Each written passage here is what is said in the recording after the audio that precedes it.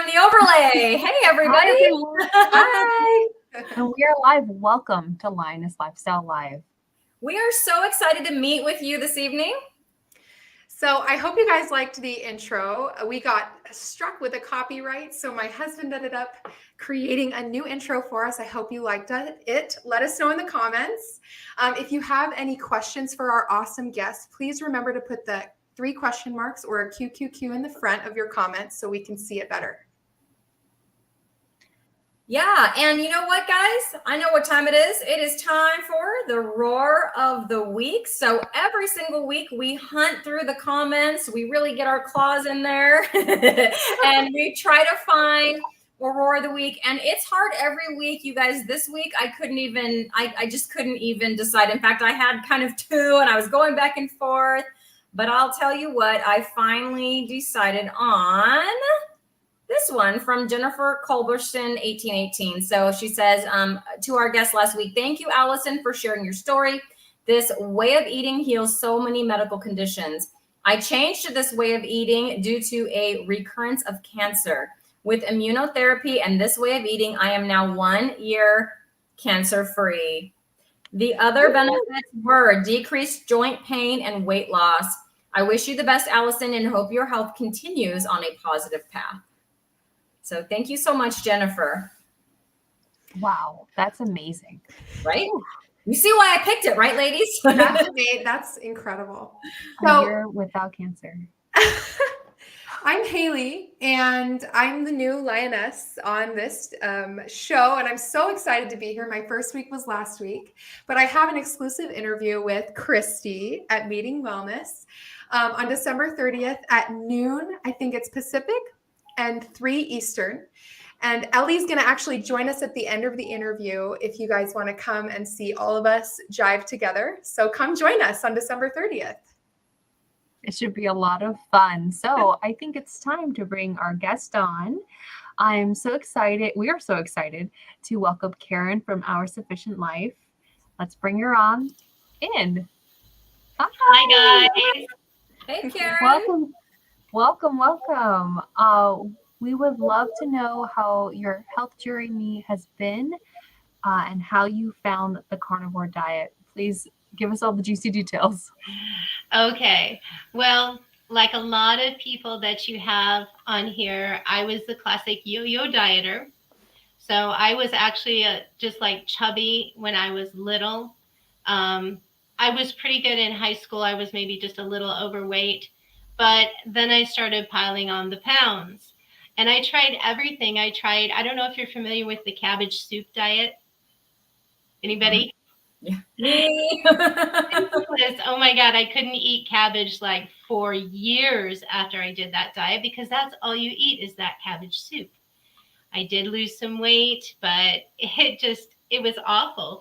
I did a diet called Lose 20 Pounds in 2 weeks. And basically it eliminated all the salt in your diet. So you were actually just losing water weight, but I didn't know any better at the time.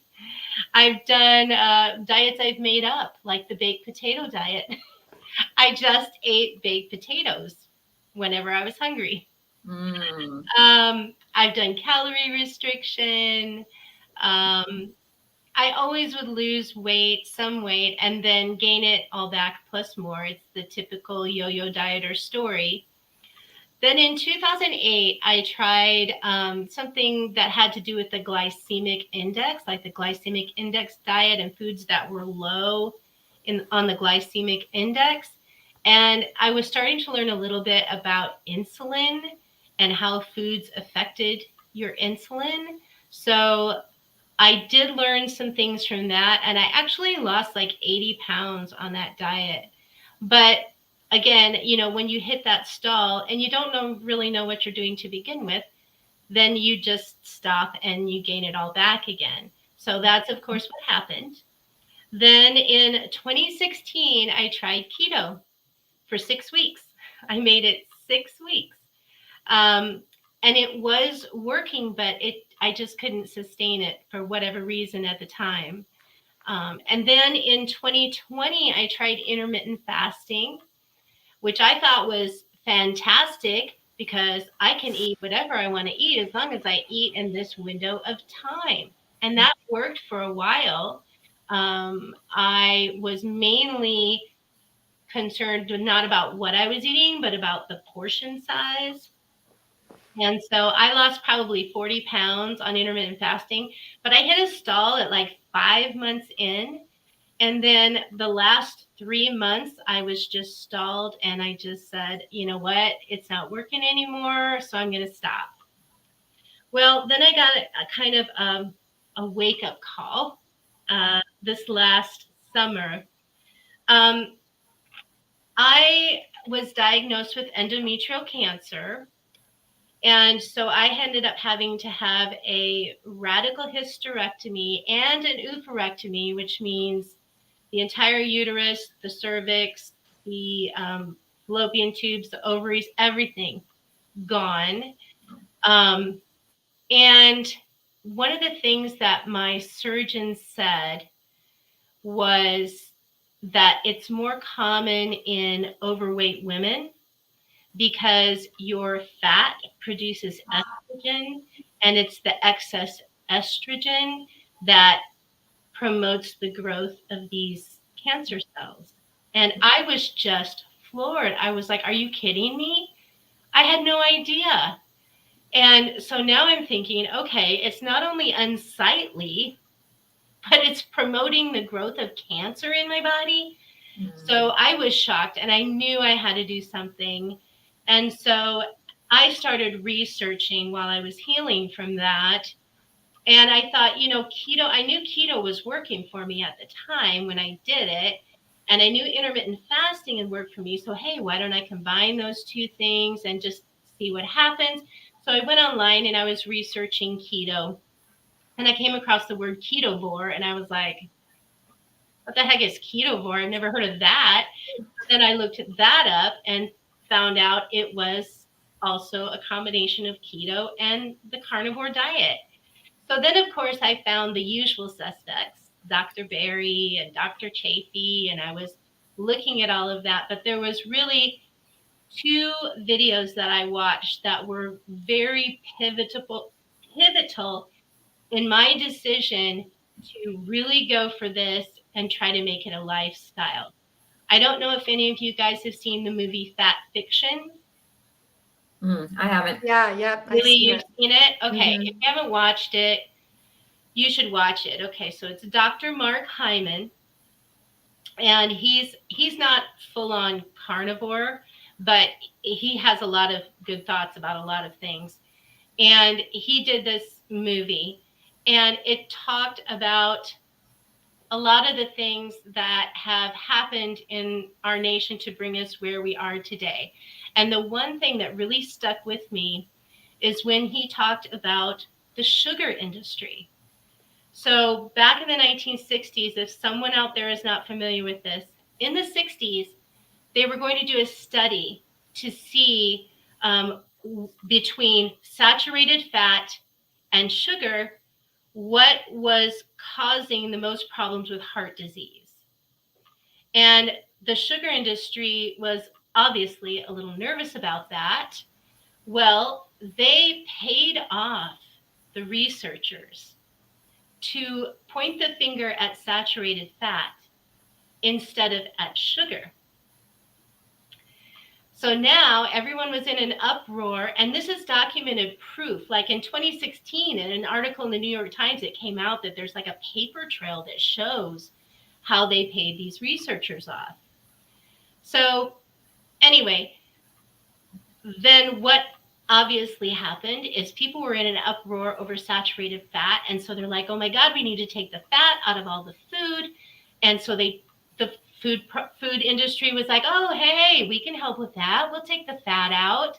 But now it tastes like cardboard because fat is flavor.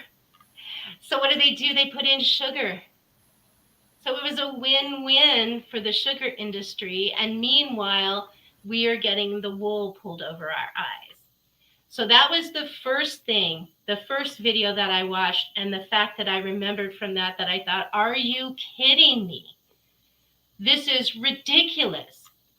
So then I watched a video by Dr. Joan Ifland where she was giving a seminar to some other professionals. And she is someone who has studied the addiction part of food. So like what happens in your brain when you eat certain things like processed foods and sugar and cheese and that kind of thing. And by the way, she says cheese is probably the biggest culprit of food addiction. So that was a new one on me also. But she was talking about in the 1980s, when the tobacco industries were coming under fire for the product they were putting out and its addictive properties and the health problems it was causing. So they decided it was time to go somewhere else and maybe try something else. So they started buying, big tobacco started buying food companies. So RJ Reynolds bought Nabisco. So all your Oreo cookies, your Ritz crackers, all that kind of thing. And then Philip Morris bought Kraft and General Foods.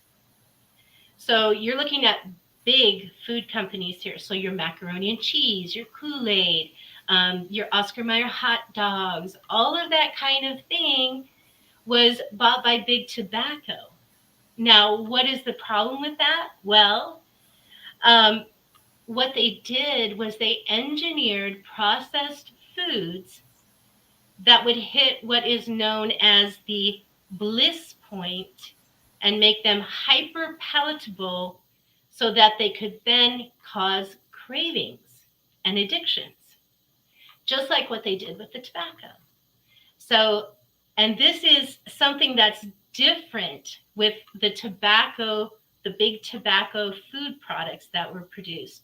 So I was reading an article that just came out this past September in the Washington Post, and they said that there were a group of researchers that compared the foods that big tobacco had a hand in making after they took over with 587 similar products that were not under big tobacco. And what they found was that the tobacco-owned foods were 80% more likely to contain a potent combination of carbs and sodium to make the foods addictive. 80% is a lot.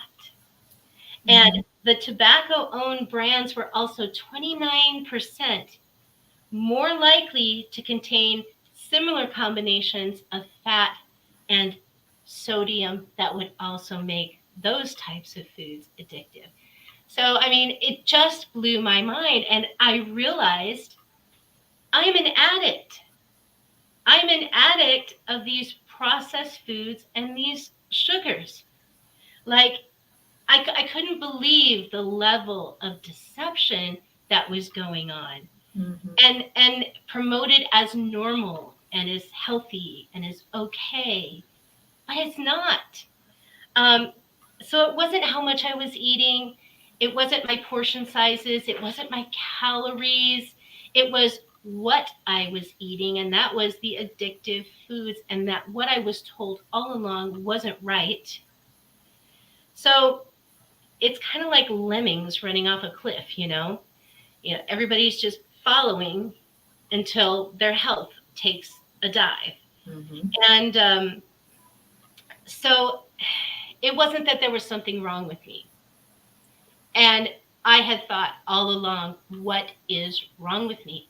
Why can't I stay on a diet? Why can't I just eat like Sally over there, And it was a big relief that there wasn't actually something wrong with me. Yeah. But I was led there, and we're all led there as a society. We're all being led over that cliff. So, I mean, it's like, come to the dark side. We have cookies, I mean, it's not. Absolutely. It's not good. So I was angry, and I just got my dander up. And I thought, I am not going to be one of those lemmings jumping off the cliff. I'm going to do something about this. And so that's when I started the Carnivore Diet. And that was back in July. So no processed foods, no sugar, nothing, almost zero carbs. I'm not going to say zero carbs because that's really hard to do. Even a little bit of spice might have some carb in it, so zero carbs is really hard to do. And I know there are people out there that are doing it, and I applaud you. But I don't think I can be absolutely zero carb all the time, though I try. But so anyway, I don't want to be one of those people that plays into the profits of these filthy companies that don't give 2 cents about my health. They only care about my money. So so that is what I'm doing. I'm taking back my health one day at a time, whilst, I guess you could say, trying to flip the bird to the the processed food industry and the sugar company. So Yeah, I mean, I Kind of feel talking like loud. someone in the comments in one of my videos said, we're all red pilled and we can't go back. Yep. We just know now. And it's this horrible cycle of them telling you that the doctors will heal you, or that they know more than you. And then you follow what they say, which keeps you more sick and keeps you in the system of paying them money and keeping you sick. And that's exactly what they want. Unfortunately, putting on my tinfoil hat, and people can say what they want about that, but it's the truth. Like someone said here, they said, preach it, Karyn, you know the truth. yeah, And that's right. yeah. I mean, once you see it, you can't unsee it.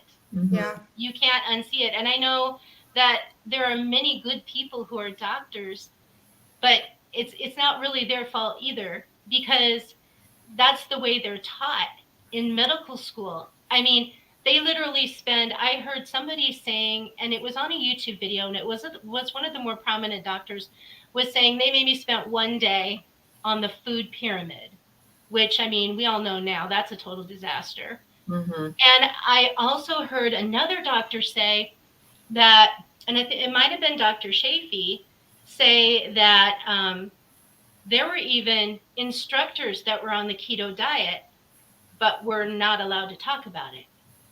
All they could talk about was the food pyramid. That was like regulated. Right. I mean, craziness. It's just craziness. And then if you think about how the food pyramid came to be with Ansel Keys and his 7th country study, going to when it was supposed to be like over 20 countries, and he was finding that connection between saturated fat causing heart disease and the people. It was a completely fraudulent study.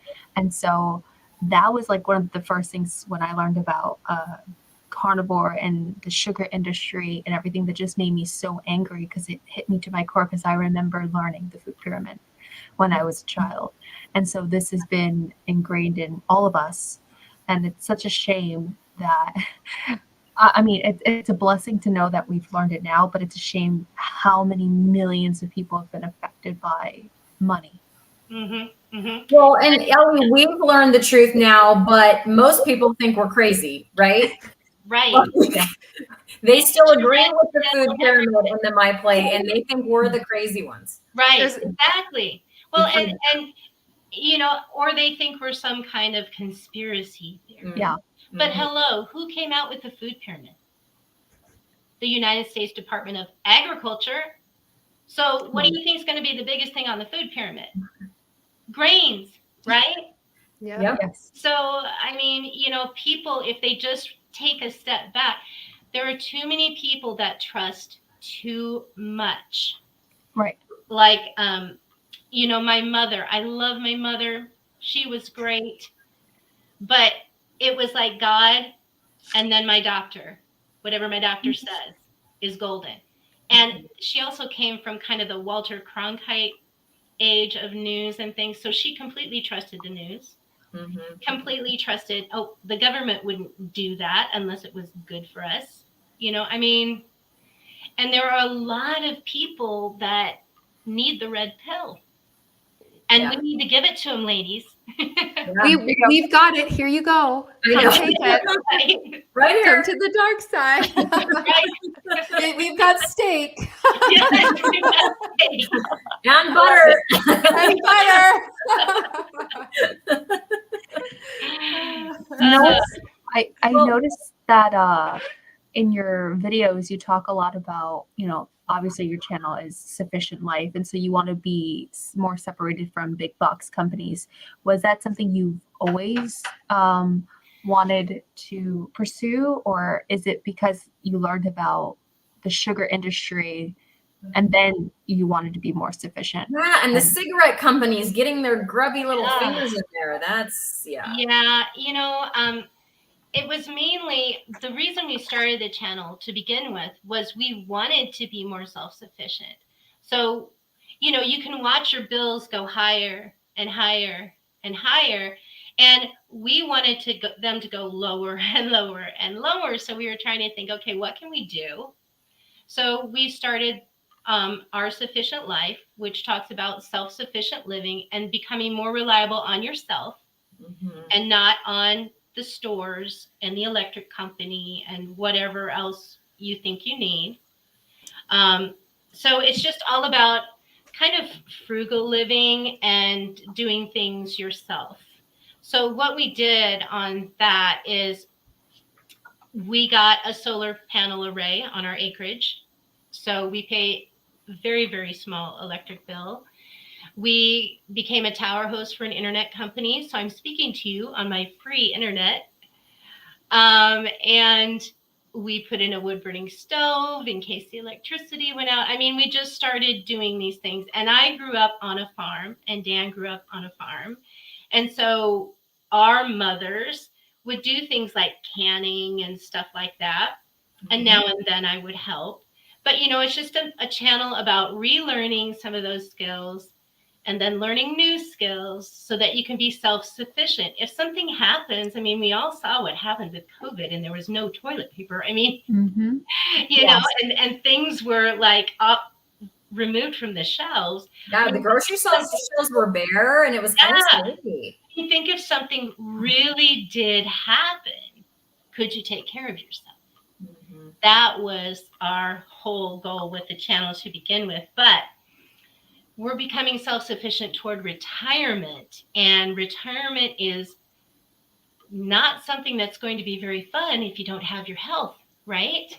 Absolutely. So that's why I've kind of combined what I'm doing with my health with the channel. So I sort of do a video on carnivore on the weekend, and then in the middle of the week I do something like with food preservation or something like that. Yeah.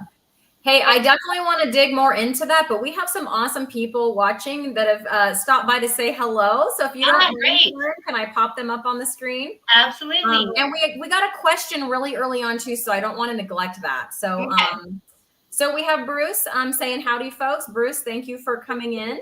Howdy. This is Becky. Hello, Lionesses. Oregon greets you with a wild roar. I love it. And then one of my favorite greetings, we can count on Gail for a meowdy. Oh, yes, thank you. Deb says, hello, ladies. Sorry I'm late. No worries, Deb. We're glad you're here.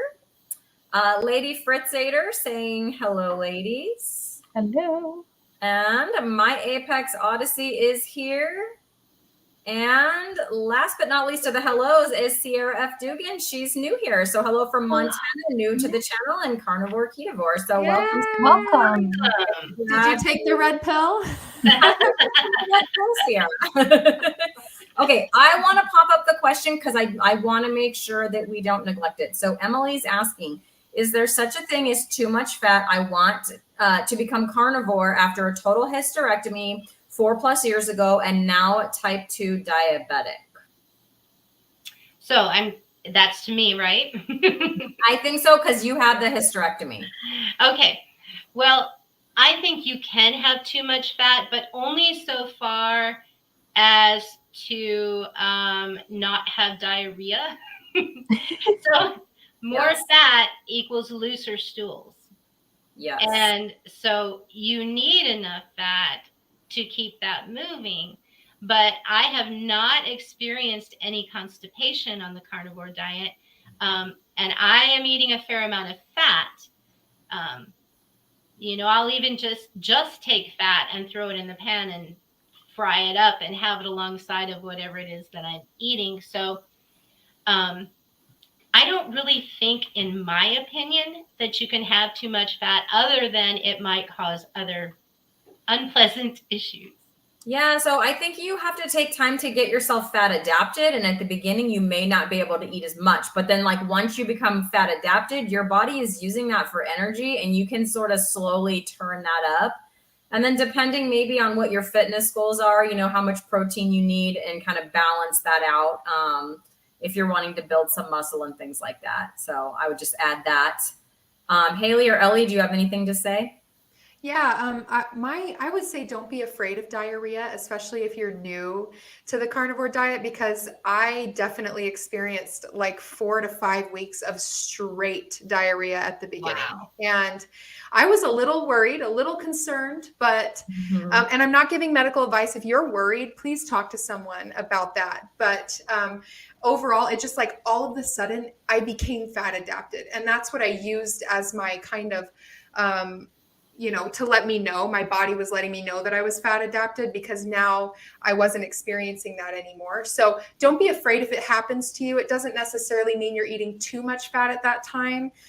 Your body, especially if you're new, your body might just need that time to adjust. And it is an adjustment for sure. The one thing I have to say is, don't be afraid of the diarrhea. I welcomed it, because when I was on the standard American diet, I was chronically constipated, where I would only go 1 or 2 times a month. And it was the most painful thing comparable to childbirth. And I've had 2 children, I could say that.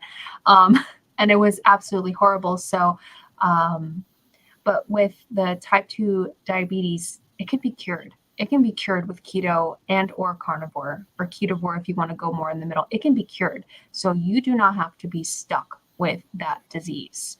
You can heal from it. Sorry, Ellie. I was just going to say, if you're on medication for that type 2 diabetes, please work with your doctor, because from what I hear, I was not personally type 2 diabetic, but I think I've heard some of the doctors in our space talking about you may need a medication reduction fairly quickly. So you need to work with your doctor on, getting that adjusted, and then hopefully gone out of your life. Yeah, I think that's great advice. I was listening to your story and how passionate you are about the food companies. And it just, if you notice, I was like, I'm so angry. I was like fuming back here. And so how would you go to somebody who might be questioning the carnivore diet and who is really reliant on those kind of foods, like Nabisco, Kraft, General Foods, and all that stuff? Well,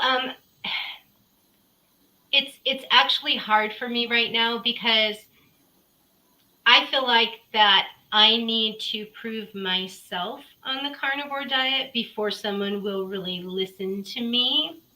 Now, I've lost almost 50 pounds, but I feel like the next 50 pounds is going to be where people are going to start asking me, what are you doing? And I can talk to them about the processed foods and the sugars and things like that. But right now, if someone asks me, I'll refer to them to the movie Fat Fiction, and also to the video by Dr. Joan Ifland. So, but if they're not ready to hear it, it's not going to make that big of an impact. I mean, I read The Obesity Code by Jason Fung when I was intermittent fasting, and a lot of this stuff is in there. I don't know if the tobacco company thing is in there, or the food addiction, I think, is probably in there. But anyway, I read that book, but it didn't really hit me until this last June when I was researching. So I think someone has to be ready for that also. But yeah, no, I will. If anyone asks me a question, I'm going to answer it. And I'm going to refer them to somebody who knows more than I do about the topic. But like I said, I think further down the road, I'll be able to be maybe a little bit more outspoken. And I'm trying not to be like, no one likes to feel like something's being shoved down their throat. Yeah, like they're being lectured to. Like their opinion doesn't matter. You're the only one that's right. I mean, I don't want to be like that. So I think it needs a gentle hand, especially when it's a topic that the mainstream doesn't know much about at all.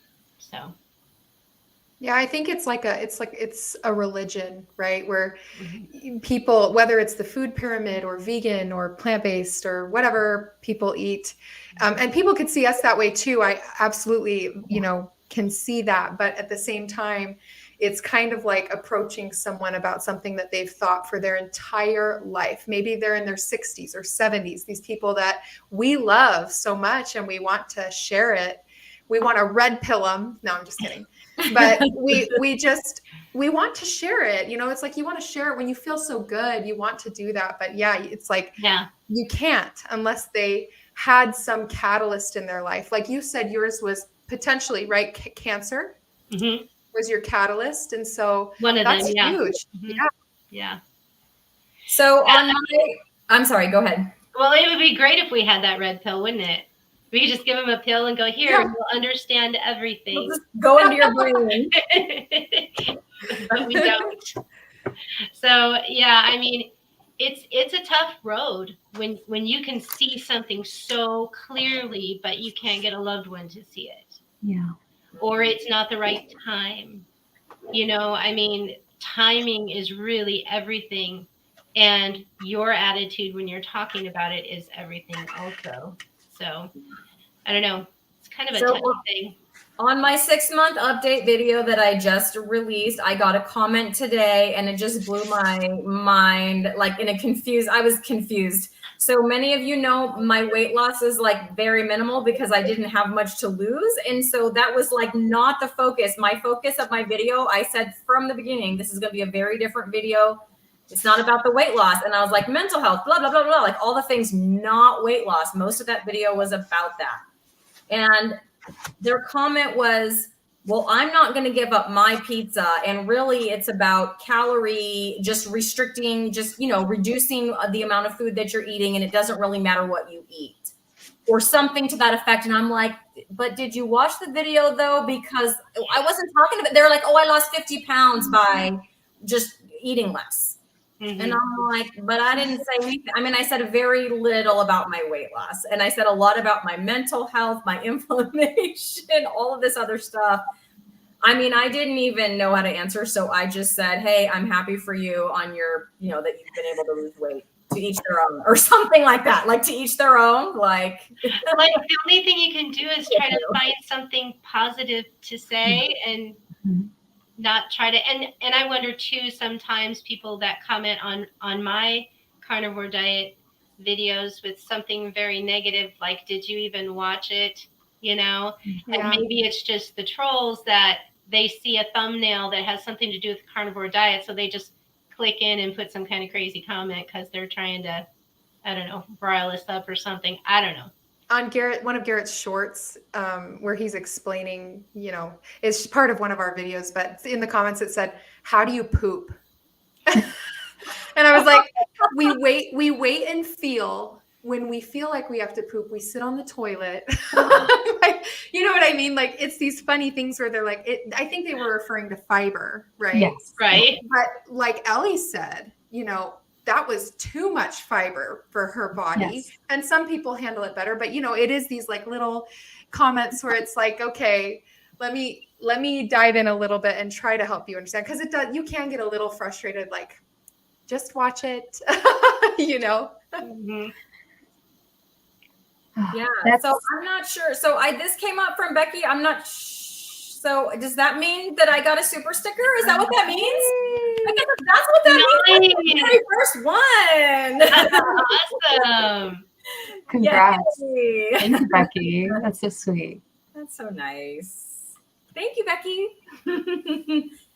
Okay, sorry, I saw that and I'm like, I better put it up there. Look, Gail. There's Gail.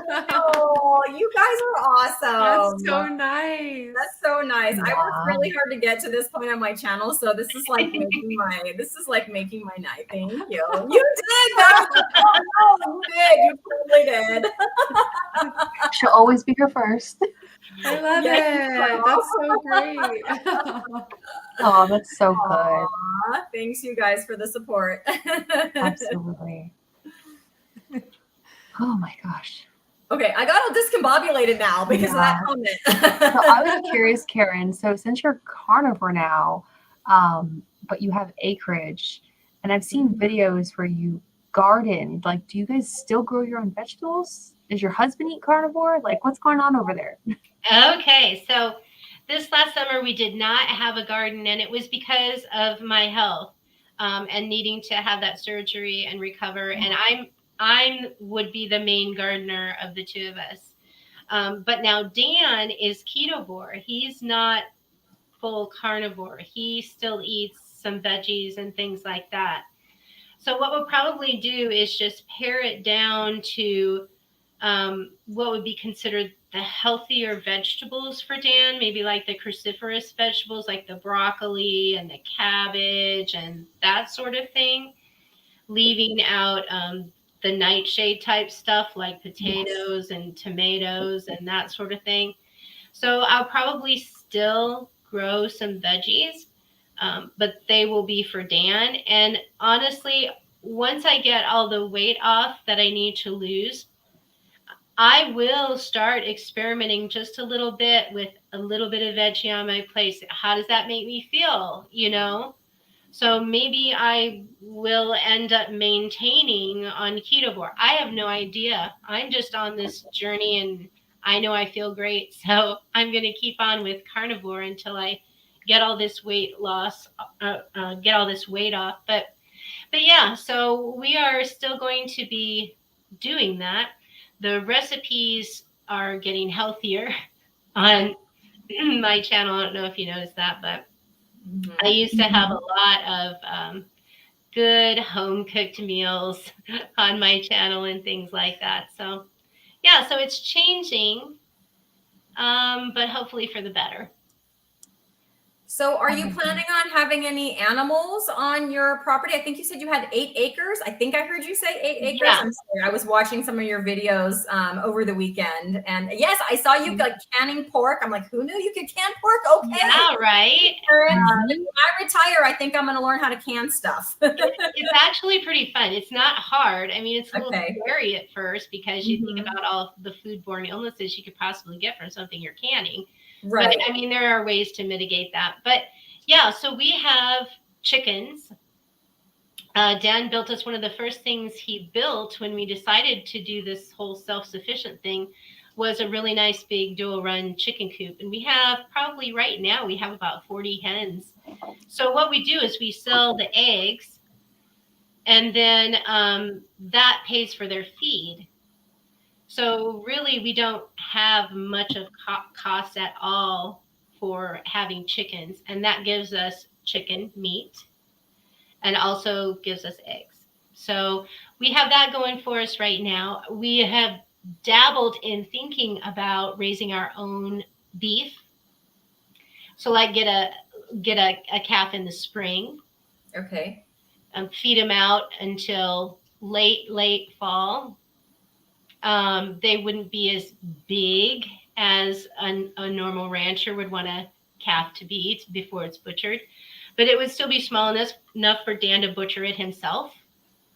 So, I mean, you know, but these are just ideas that we have. So that might be the next thing we would go for because that's the most expensive meat in the store, but yet it's the best meat for you. Isn't that crazy? How much is a calf?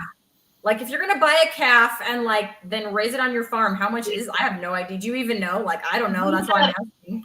I mean, it really kind of can range. So we have some friends who are ranchers with cattle, and they were willing to sell us one for $350 to $400.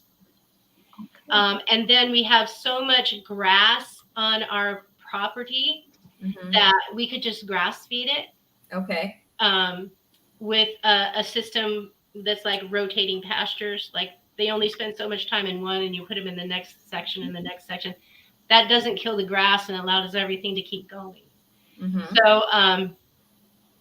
So yeah, you could feed it out with grass, and then so we'd have our own grass-fed beef. Nice. That'd be an entire beef, and I don't know what an entire beef costs to butcher and package. It's probably on the order of $1,500, I would think. It's a little bit more than that here because we bought a half beef, and now I can't remember I don't think we know the final price because I don't think they're not even sure which cow it's going to be. But I'm splitting a half beef with like my brother and my mom because none of us had enough room. We'd buy the whole thing if we had space, but yeah, half beef split between the three of us. We'll have room to store it all.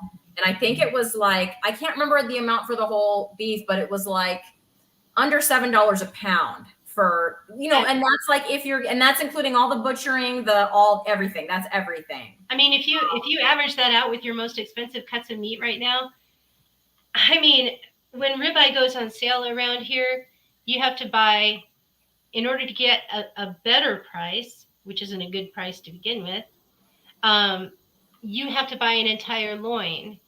Okay. And then have them cut it, but it's still $14.99 a pound. Wow. I mean, yeah, it's nuts.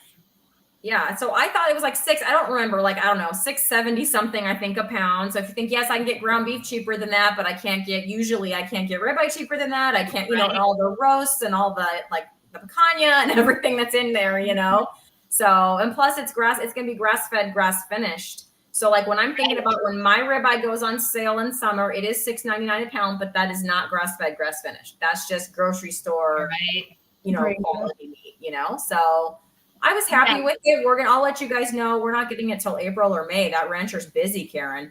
Oh, I can imagine. Yeah. But yeah, so that would be probably, if we added more animals, that would be the next thing we would add. We've also talked about adding meat rabbits. But rabbit meat does not give you all of the nutritional value. Like you can't just eat rabbit. Very lean. Rabbit starvation, right? That's a thing. Yeah, you can't just eat rabbits and get all of the nutrition that you need from meat. So, and I know that I feel the best when I eat beef. When I eat fatty beef, I feel the best. If I eat pork, I might have a little joint pain at some point, or if I, so I'm really learning now how food is affecting me. And it's nice that I can see, that eating beef is what I need to be doing if I'm really want to be effective and take care of my body. So the beef, butter, bacon, and eggs, I guess that's what they say, right? My favorites. Yeah. So I heard you say earlier that you've lost almost 50 pounds. Like, what is your goal? I watched some of your videos and you talked about how you've got like 4 50-pound goals. And I thought that was very interesting how you took your big goal, which sounds very hard, and then you broke it up into sections. I was wondering, can you elaborate a little bit more on, I know you're almost done. Like you're hoping to hit that first 50 pounds by Christmas. Yes, I'm almost there. I have 2.5 pounds left. So it's going to be a squeaker. Awesome. It's going to be a squeaker, but I think I can do it. I just have to stick with the plan, right? Yeah. But yeah, I broke it up because I know myself. And a goal like 200 pounds, if I was only 47 pounds into 200 pounds, it would seem like a drop in the bucket. Mm-hmm. But now I'm only 2.5 pounds away from my first goal. So I broke it up into 4 different goals so that I could feel some celebratory yay as I was going on the journey. So we're all going to the movies on Christmas weekend if I can reach my goal. So that's the little celebration. Yep. Yeah, that's awesome. I really like that strategy, and I'm very sure other people have adopted it, but you're the first person I've heard kind of articulate it that way, and I thought that was absolutely fantastic. It's kind of like what I'm doing with my fitness goals too, like I chunk it up by months, and so I have a fitness challenge for this month, and I see what kind of progress I can make, and then I set another one, and it keeps me going. Like I've never been this consistent with my fitness, as I've been since I've started setting these monthly, I call them challenges, but they're kind of like, goals for myself. So I thought I liked the way that you're approaching that for sure. Well, you hear people talking about goal setting and how motivating and important it is. I never felt like goal setting was very important. Yeah, this is what I want to do in the future, but I'm not going to put a specific date on it or anything like that, But then when you come to something like this, I feel like it's very important to have a goal. I want to be here by this date. If I don't make it quite by that date, I'm not going to beat myself up, but that's my goal, and make it a stretch goal, something that you have to stretch to get to. Mhm. So yeah, now I'm more with the goal setting thing. Yeah, that's awesome. So Becky had a funny story. She said, I saw a 20-something yelling at a crosswalk button today. And No. all I could think was that I wanted to yell back to them, eat some meat. That's hilarious. That's hilarious, Becky. Oh my gosh. We have a couple more people saying hi. So the carnivorous grandma is here. So roar at you, Robin, and also Carnivore Leo. So roar to my friend Rhonda.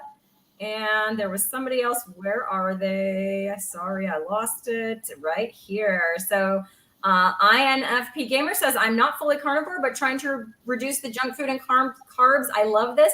I have a coworker that is not even fully keto, but after hearing me talk every day at lunch, she started cutting out like the soda. She cut out all soda and like chips and stuff like that. And she's lost like 12 pounds. She's reduced her blood pressure medicine. So I'm right there with you. Small positive changes.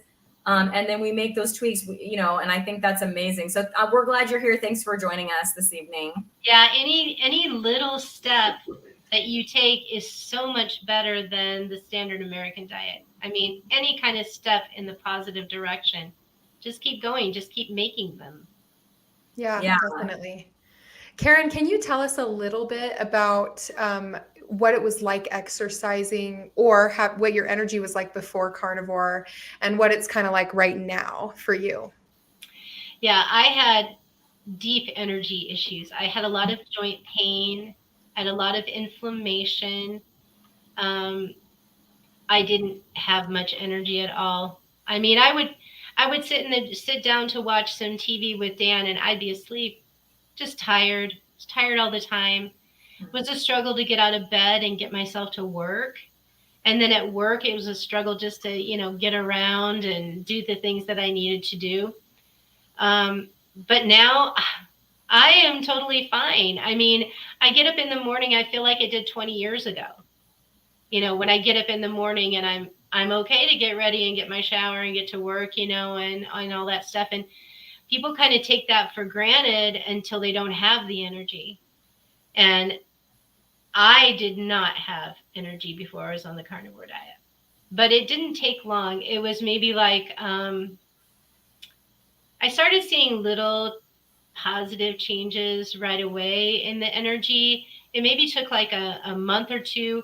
I think that's why they say give it 60 to 90 days if you're going to try it, because you need that 60 to 90 days to really see all of the positive benefits that can happen to you if you follow this way of eating. And that's what happened to me. So after 60, 90 days, I felt great. And I still feel great. So I'm over the moon with what it's done for me as far as my energy is concerned. So there you go, guys. It takes 60 to 90 days. Don't give up after a week. Don't give up after 2 weeks. Right? Karyn is a great example. Mm-hmm. And don't do it halfway and give it 60 days and then say, oh, it didn't work. Yes.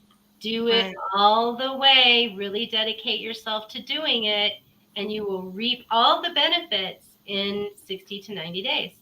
Yeah. Yeah. Absolutely. Well, hey, I think it's about time that we spin our wheel, because I would like to hunt down a question for Karyn and see if she'll answer it for us. So bring up our Lioness Live meaty question wheel.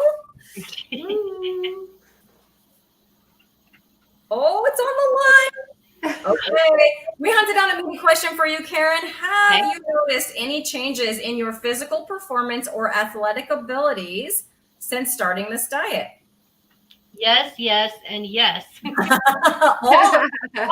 So I'm not a big exerciser. Obviously, at my weight, there's not a lot of things I can do, but I can walk, right?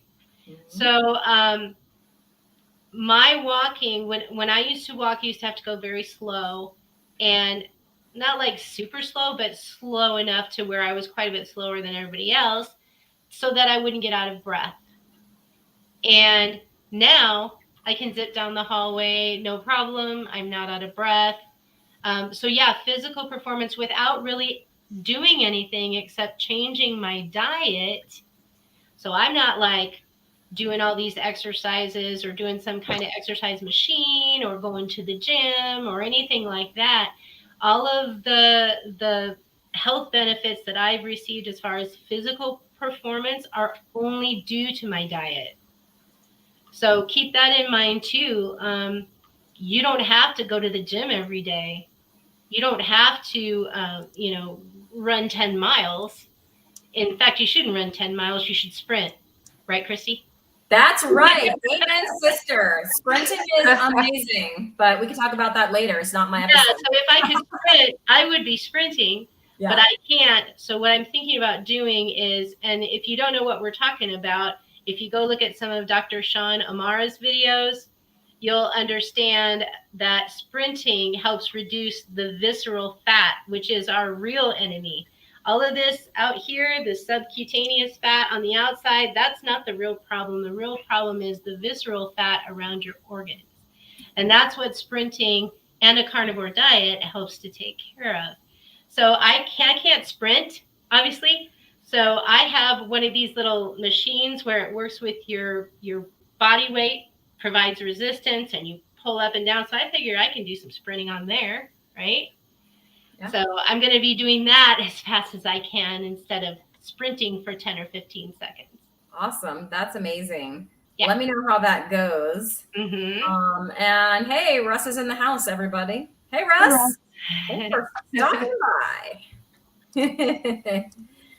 Well, Ellie, I think Karyn's channel is awesome. So do you want to bring that up and show everybody? Let's do it. Okay. Come with me on a journey to the next tab. To the next tab, yes. So Karyn has a channel called OurSufficient Life, where she is taking her life back with carnivore, and she's wanting to be healthier with her husband before they retire. And like it says in the banner, they do homesteading. She's a carnivore. Her husband's Ketovore, like we learned in our interview. And they don't want to rely on big box stores. So she's sharing her weight loss journey, and she reflects on interpersonal topics and hopes to inspire others. She'll teach you how to can some pork. She'll teach you how to make some jerky. And I am someone who's always been very interested in becoming self-sufficient, but I don't have the skills or the knowledge. But I really, really am excited to learn more from Karyn as I continue to watch her channel, because I've been watching for a while. So everyone, please go and subscribe to Karyn. She's been a wonderful guest full of such great wisdom. And I know that we'll be wanting to have her on the show again, right? In the near future. Maybe when you get some of those 50 pounds. When you get your cow, Karyn.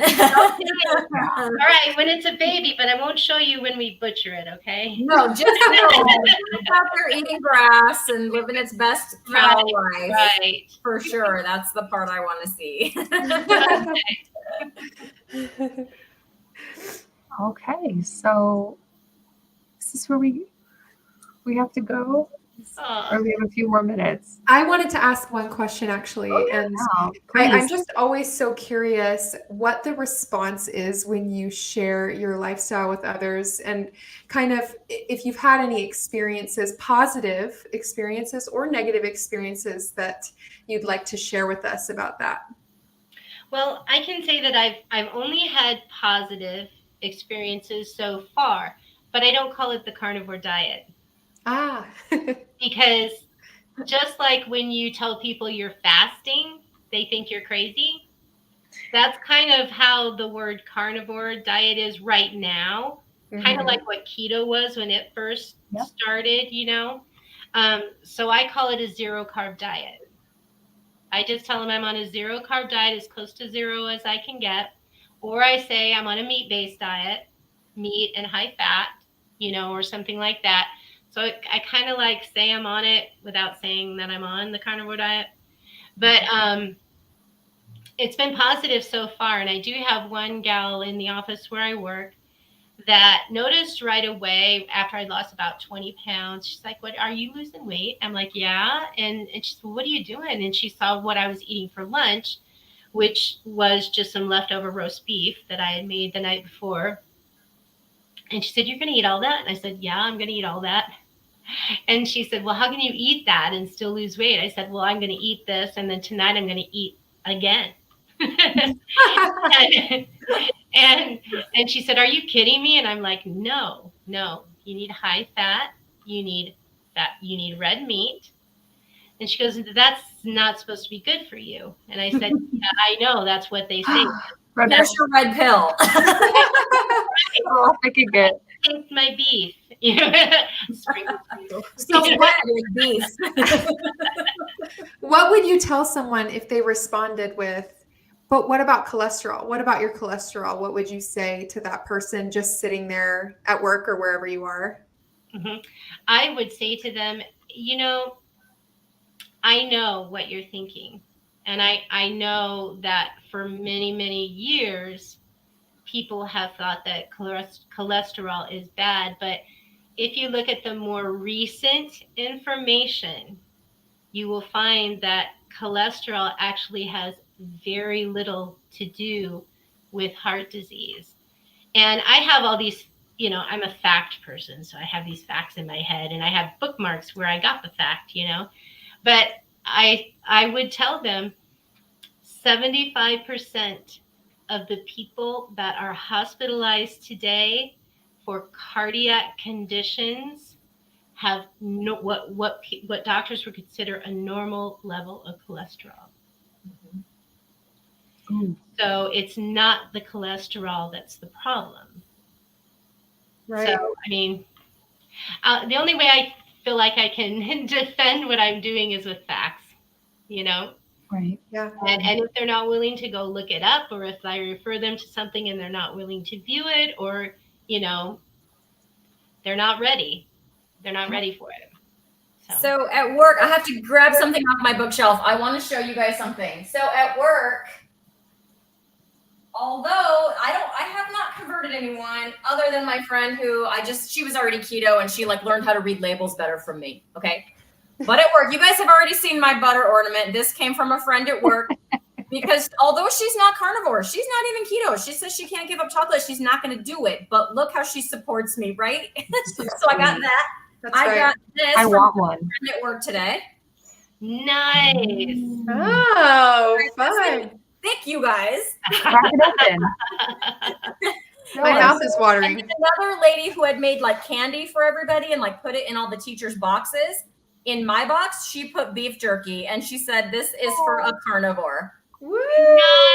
That's such a win. Oh, so they're not doing it yet, but they're supporting me, and some of these people need to do it. So it's hopefully, you know what I mean? Hopefully that's the first step, that it's a little bit becoming more part of the, okay, Christy's is doing this and didn't drop dead yet. So she's not crazy. Looking good and her skin glows and she's running around with all kind of energy like the kids around here. And, so. Absolutely. That's a wonderful, that you're having this positive environment when you're going to work, because that can be the scariest thing when you're a carnivore, going out into those social situations, because you never know who you're going to run into. It could be a vegan if you're unlucky. Sorry, Haley, I know you're an ex-vegan. I am an ex-vegan. Those are my people. My people. I sympathize. I have a good friend at work who's vegetarian, and she's good. It's we just let each other do our thing. She's very nice. And she lets me talk. First I talk about meat and I go, "Oh, sorry." And she'd go, "No." She's like, "My parents eat meat. It doesn't bother me. You talk about your meat all you want, and whatever. I mean, you know what I'm saying? So she lets me do me. I let her do her, and it's fine. So all we want at the end of the day is just to be more open-minded, and you might learn some information that you didn't know before, and it might change your entire life. At least that's how I think it's worked out for us. Yeah, exactly. Mm-hmm. Yeah. Yep. Well, ladies, it's been an hour. I think it's time that we roar. What do you guys think? Ooh. Okay. Okay. You guys got to roar with us in the comments. Yeah. Lions and I wanna see lionesses. Come roars. on. Lionesses Let's alike. see Give 'em. us a roar, give us a meowdy, give us a purr, give us a lion emoji, give us a any one of those.